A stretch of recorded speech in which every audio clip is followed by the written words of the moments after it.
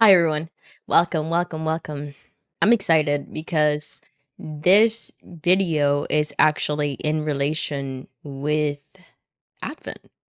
I mean, besides reconciliation and besides the previous video that I've also made regarding love, I want to actually dive into the topic of love and surrender because that is something that God has been telling me recently, and I feel like somebody will benefit from this because it is a journey, so let's navigate it together.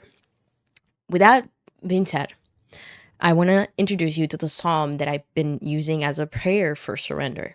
And it is Psalm 139, verse 23 to 24. And I'm going to read it, and I wrote it in my notes. It says, "Search me, God, and know my heart. Test me and know my anxious thoughts. See if there's any offensive way in me, and lead me in the way everlasting." Now, as I dive deeper into scripture, I'm noticing a pattern.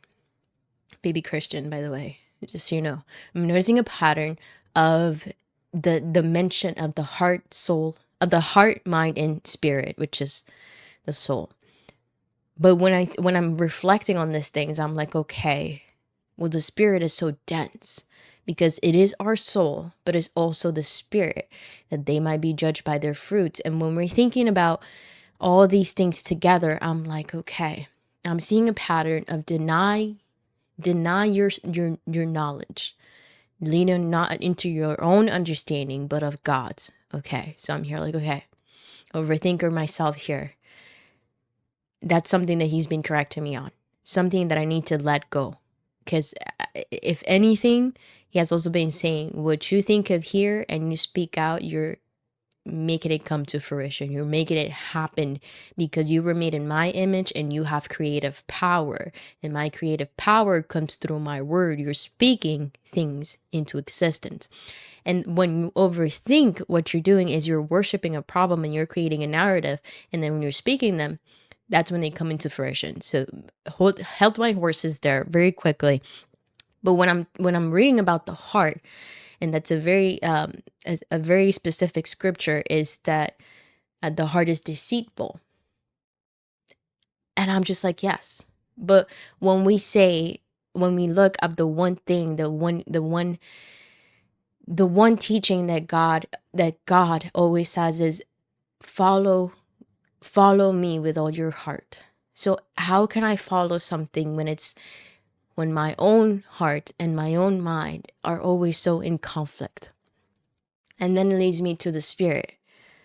And this is where, like, it broke for me. Like, it came like the epiphany of all, and it clicked. I was like, okay, lead not into my own understanding, not think about my heart because the heart is deceitful, but lean onto the spirit, because the spirit in me is the courser to that would lead me to God. And this is where I feel like everyone kind of misses the point. And I'm here like, okay, God, but how do I stop? Because when I intend to do good, I do bad. I'm like a pig to mud. We're like pigs to mud. Saint Augustine, if you haven't read about him, beautiful. All his letters. We're like pigs to mud, and the mud for us is sin. We always go back to sin. So how do we stop when we intend to do good, but all we seem to get is bad? And this is where, follow me with all your heart. Your conscious is going to be the meter of your intentions, but what you do, your choices, are going to be what actually makes the difference in this journey. Regardless of whether you do wrong, if you were unaware of you were doing wrong and you repent and you seek back the reconciliation with your father, you'll be in right hands. And I had the pressure of having a conversation today with somebody that is spiritually knowledgeable, but not walking in faith. And we were discussing the difference between belief and faith.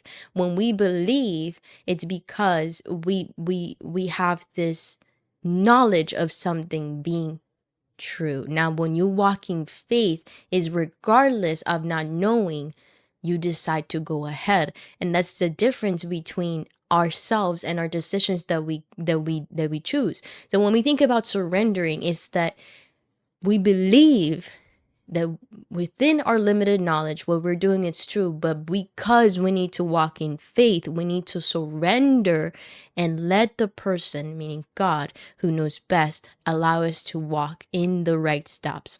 And that's where it heads towards lean not into your own understanding, but that of God's. And everything that comes your way, because again, every design has an imprint of the artist, who the creator who made it, and so happens with us. And that is our hearts, that we have the light of the creator in us.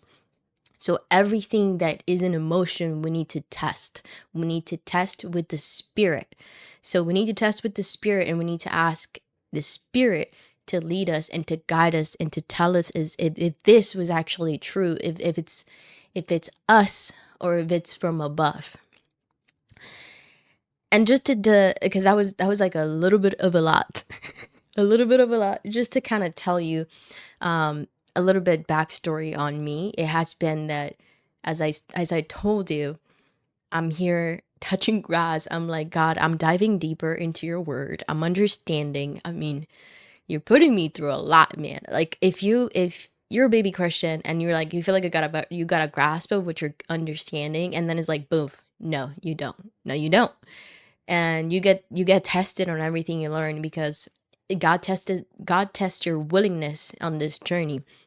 And I was also talking to a friend today that the willingness comes from us, despite of the control that we have faith that this is the right thing. You remember, belief and faith, different things. We believe, but we walk in faith. So we were talking about this, and I'm just telling her, like, oh my God, you won't believe what just happened. Because, and I posted it on my social media, that literally I had a moment where I touched the grass and I went outside, and I'm here like, God, I feel like you've been punching me. Like, you're giving me so many lessons all at once. I'm not understanding what exactly is it that you want me to learn. And I know that it's something specific, and I think I have an idea, but I don't want to, I don't want to push it. I don't want to push it. And now I'm having, like, I'm seeing patterns, I'm seeing cycles in my life of like everything that I'm thinking I'm doing wrong. And I'm like, okay, so what's wrong with me? You know? Just like in sequence, what's wrong with me? If I'm changing the environment and everything else persists, like the same result comes about, then the consistency of the equation is me. So I'm the one who's doing something wrong. So that was my deduction. And I was like, okay, man, what am I doing wrong? What am I doing wrong? What's wrong with me? And kid you not, I posted it on my medias. A bug fell out of the shell. We're constructing over here, and it was like, hey, it was. I put a picture somewhere around here or here. It's called "Hang by the Tongue." Man literally said, and so I say, he speaks, but are you listening? Because he often sends things our way, or we think of things of coincidence, and there's no such thing as coincidence. There's only God. No coincidences, just God. The bug fell out of a shell. We're constructing here. It fell out of a shell, landed on a chair, and it landed face up. So the title head is in front of me, and I'm here like, okay, odd, weird, but weird God, you know? Like when he stops you on your tracks. um that was one of those moments, and I'm like, okay, I'm listening. I read the first page, Mark 11:23. Everybody who believes, and I'm quoting here verbatim, but I'm going to put it somewhere here. If you believe that you can move a mountain, the mountain will move. Essentially, that's what it reads out. And then I'm like, okay, I am getting that, but I am missing something. I mean, I'm seeing the whole picture, like literally the picture of the book. It's somebody hanged by the tongue. And what I said in the beginning, what you do here, when you speak out, you were made in his image, you have creative power. What you think and what you speak out, it comes to fruition. The man really said, there's nothing wrong with you. What's happening is that you are praying your worries away. You're worshiping your worries. you're making them come to life in your head because you're creating a whole timeline and narrative for them. And then you're speaking about it and they're becoming true. Not only that, you're taking control over them. So you are the head director of them. There's nothing wrong with you. You have just directed a play that you were never meant to create. And I'm here like, you're right. You're right. But how do I stop it? How do I stop my mind from overthinking? Because it is a beautiful thing to just like think of things on the spot. Like it's a gift. But when you get the extreme, that's when it becomes a problem. And God really revealed to me, and I'm looking here on my notes because I write everything down. The page just but God really said, you need to surrender. You need to surrender. You need to ask for me to take this from you. Oh, you need to ask me to take these things from you. And I'm just like, but how can I give it if it's me? Like that's core me. And what he revealed to me is that he said you were never meant to be this version. I had designed for you. I had created for you a version that you don't even have the slightest clue of how big you were supposed to be, and you're condensing yourself to this inner person when you were supposed to be an outer person. You're supposed to be a light beam, and you've been so inward that you're dimming your own light and nobody's seeing you, but that's what you think because you, regardless, you're still shining. And I'm just like, okay. Like, when you're just like, you're afraid because it's a lot. Like, you've been tested on something, and you're like, I don't know if I passed. I think I did. And like, I'm taking affirmative actions. Like, okay, like I'm correcting. Like every time I'm speaking negative about myself, I'm like, okay, yeah, no, hasta aquí. And I'm just like, okay, I think I'm getting a grasp of it. But then I wasn't because I needed to give it up. And it happened that, and this is like a story time, which I didn't say. And it happened that I went to a prayer group, beautiful prayer group. And for the first time ever, I got prayed on. Like something in me told me when they were asking, somebody wants a prayer, please stand up. There'll be people in this circle. And I just so happened that there was a person right in front of me. And I was just like, something in me told me, get up, get up. Like, and I like literally, I just like, when you just throw yourself, and she did this immediately. Like she held me, and I closed my eyes, and the way that she spoke about things like so deeply personal to me, I'm like, you don't know me. This is like the second time I've ever come here. How do you know that? How do you know that? And when I tell you, I've been praying before. I was like, God, create in me, give me a new heart so that I can feel accordingly to you. Give me a new mind so my thoughts are in alignment with your thoughts of me, your perception of me, your design of me. Give me a new heart, give me a new mind. Help me navigate the fruit, the light that you've placed in me.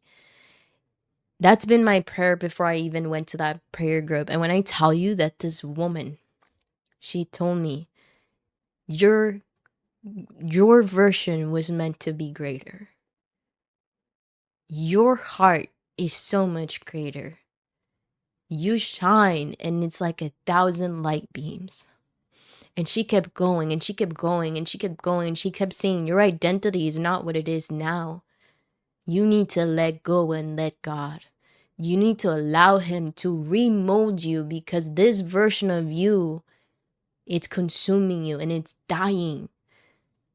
And you don't see that it is not allowing you to expand and live in his blessings.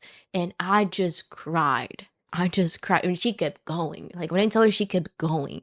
She kept going. She kept going. She kept going. She kept speaking to me. She kept speaking to me. And I felt weak. I felt like a little onion peeling, like she was taking layers away from me, and then I felt light. And as I'm crying, like my tears, like I felt like that portrait of I think it's like Mary, that she has the tears that are coming down and they're like all falling down her chin. And I didn't notice when I got home. She did a very beautiful prayer regarding cleansing and purification. When I got home, I noticed I had like all the tears I had cried, they had fallen right there. Like right there. It had a stain, and it was in the shape that it resembled a heart. And I'm just like, wow. Like I cannot make this up. How do you cleanse me with my own tears? Like, that's almost prophetic. Like, not prophetic, it's almost a poem. It's poetry. You're cleansing me with the tears that I myself had cried. Like, wow. And I'm sobbing. Like, when I got home, I sobbed. I was like, oh my God, you peeled me like an onion, and I am now cleansed. You have given me a new heart. In my mind, I felt in alignment. Like I've never felt like confusion had left, but that day I felt like there was no ifs. It was just God. And I was wow. Like when I tell you, wow. So all that to say, besides not only believe in something, but walk by faith, I ask you to reevaluate because it is the end of the year. I want you to see how far you've come, but how far you've yet to go. And I want you to analyze, to think, reflect, and say, "My God, where am I lacking? Reveal those things to me and take those things that no longer are of my benefit. Allow me to walk in the identity, in the vision that you have originally created for me. Because you are free. You were created and born free. But most of us, myself included, we're walking in the shackles. We're acting like slaves. And I like this song about Caleb Gordon, which amazing Christian rapper. Free, why would I act like a slave? Diamond. We've been freed, and we're still acting like we're bound. You've been granted grace. Forgive yourself. Because forgiveness was already gifted to you. And I'm going to read the quote, the Psalms, because beautiful prayer for surrendering, because surrendering, just like forgiveness, is a constant thing. But it comes from you. Surrender control. God has not given you the full blessing because he's testing how you manage the little that you've been given and how you grasp the new concepts that he's been teaching you. So walk in the purpose that you were meant for. And I'm going to read Psalm 139, 23, 24 again, so you guys can do this prayer because it is beautiful. Search me, God, and know my heart. Test me and know my anxious thoughts. See if there's any offensive way in me, and lead me in the way everlasting. And just to finish up, I want to give a prayer as well, or urge you to pray, actually, because I think it's better to urge you to pray. To pray for yourself. Have a moment where you close your eyes. Have that intimate moment where you're just alone with God. Even when you can't speak, the Spirit in you speaks out and cries for you. And he hears that too. So have a moment with him and ask him to search you. Give them those things that come straight out your mind that you know are no longer good for you. Anxieties, control, extremes. Give him those and tell him, build me a new heart. Give me a new mind that aligns with you and allow me to walk in the purpose that you've crafted for me. Let me shine. Let me be the beam of light. So I thank you for if you stayed for this long. I know I didn't have a script for this. I kind of had a general idea, but it just kind of went. Like it just flowed. So if you stayed this long, God bless. As I say in my videos, I urge you to pray for me as I pray for you. This path it's it's difficult but not impossible, because your strength comes through Christ. And we're here together. This is faith tested because our faith is tested every day. He tests our willingness. He tests if we're ready to accept the things that he has for us.